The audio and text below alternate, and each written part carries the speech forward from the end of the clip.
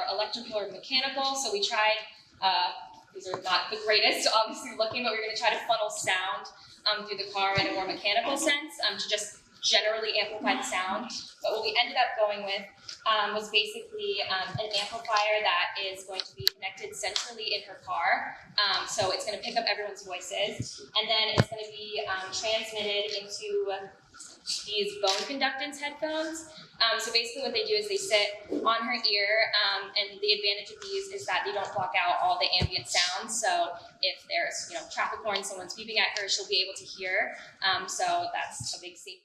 AI, and we trained it towards engineering terms. What we did is, because in lab oftentimes the first part is lecture style, we have a microphone that feeds directly to the AI and will transcribe whatever the professor's saying, and then we have the opportunity to switch it to the iPad, which will transmit whatever the group around the person is saying. So this gives the student more control about what they want to be transcribed and gives them more freedom and accessibility to go back and look at what was said in the lecture in case they missed anything during the lab. So what we tried to do is try to test to see if the panels here actually absorbed any of the echoes. And so originally we were just measuring the decibels in the room, but then we realized that we didn't want to decrease the volume of the room, and we actually wanted to measure how long it would take if there was a loud sound for the sound waves to get quiet again. So we measured the reverberation, and we have our data here. And it was a little tough because we were using iPhone apps for our measuring, so there might be a little variance in our data, but we determined that the panels would be a good idea to implement in the labs and make hearing easier. So she suffers from some dexterity issues in her hand. And our new nerds were looking for a tool to help them button and unbutton their clothes when they dress themselves in the morning. They also wanted a side project for a zipping and de-zipping tool. So the short part is this hook at the end of our tool, which is very simple. It can be used. You would slide this device up to enlarge a loop of wire, hook it around the button, close and cinch the loop, pull it through, and then release. And she also wanted it to be able to take on and off. So one thing is the Velcro straps to keep it from slanting down. So you take that off first, and then this is just a PVC pipe connector thing. This pipe is attached to this T, and then you just pull off this T, and it's easy to come on and off.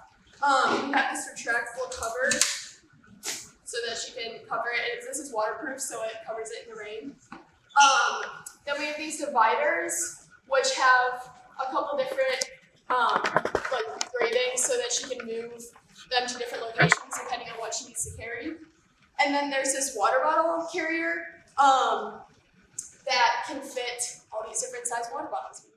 Think about whatever you love most in life. That's Jameson and the color green. So he loves the color green. As you can tell, we got a lot of green stuff over here.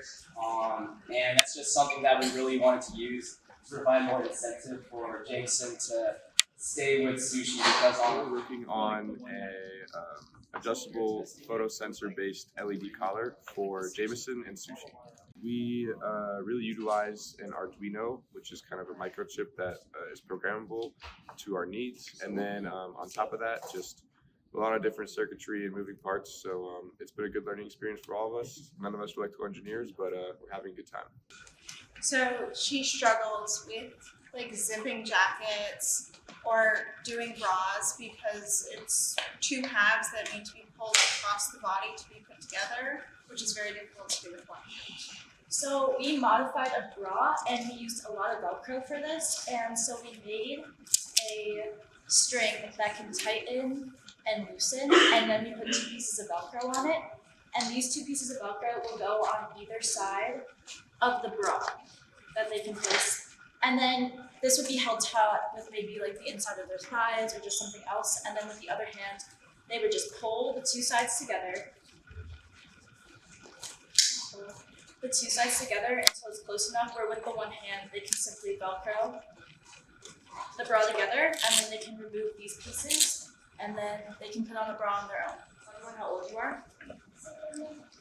7.5. And so at school, he's been having trouble, especially in recent years through COVID, taking online tests and really pointing and navigating with the mouse and clicking it at the same time. Use the keypad on the computer or the mouse that comes with a school computer. You can use that, but he can choose either one of these designs and they both work.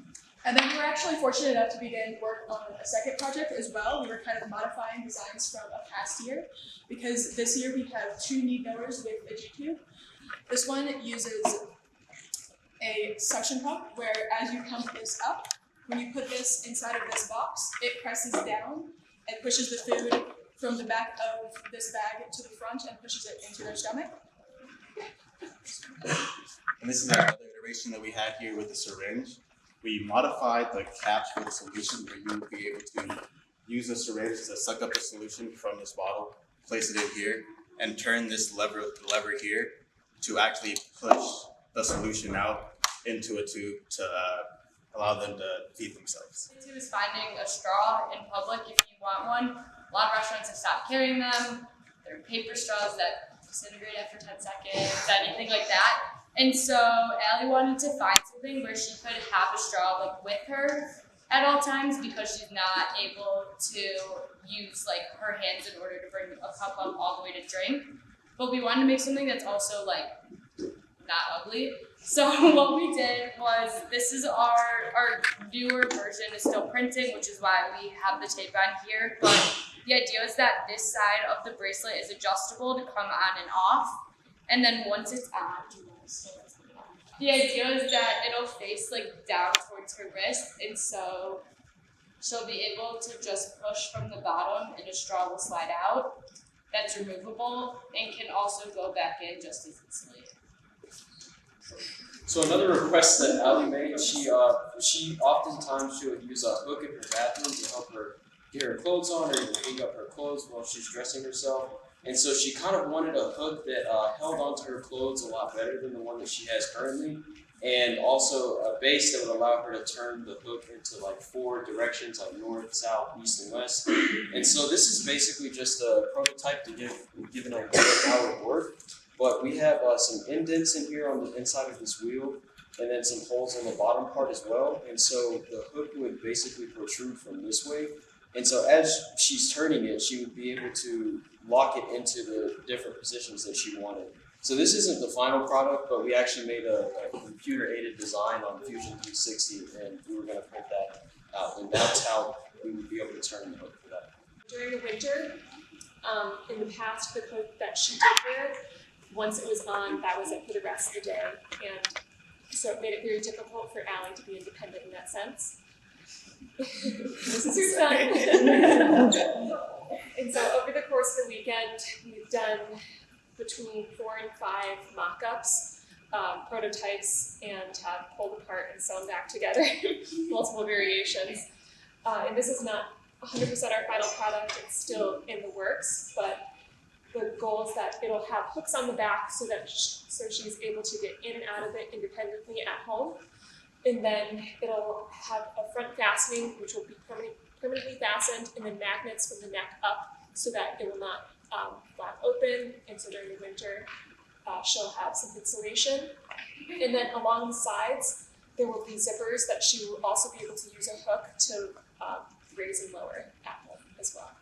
And then also on the back, we've included a zipper for her hairdresser so that when she goes and gets her hair done, the cape does not have to come off and it just gets zipped down and pulled a little bit off her shoulders. Pocket like this, and just sew it in. And the purpose of the U is so that where she can use her butt and just like push out her hands, and then basically geometry will slide in.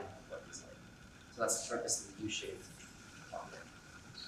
And we were really busy this weekend. We also worked for Hue. So what we did is we took these magnets, you can see that are covered in plastic, and we sewed them into a little tube of fabric like this, and we split open the seams of the legs of Hugh's pants, because when he pulls up his pants, he can't get his foot through the leg. So we split these open with magnets, so when he pulls up his pants and can get his feet through, they come apart, but when his pants are up, they can snap back together super easily, like this. And then also for Hugh, during the winter time, he's been dealing with wearing gloves, not only putting on and off, but having some that fit his hands.